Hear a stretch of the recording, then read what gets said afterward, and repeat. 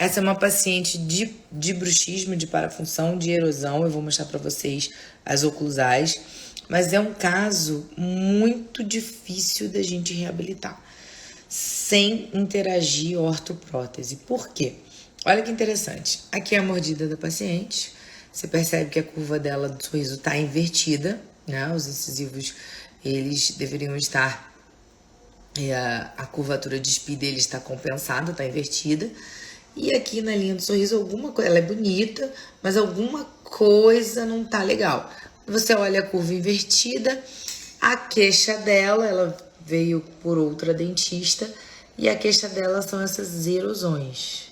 Isso aqui é um dilema pra gente.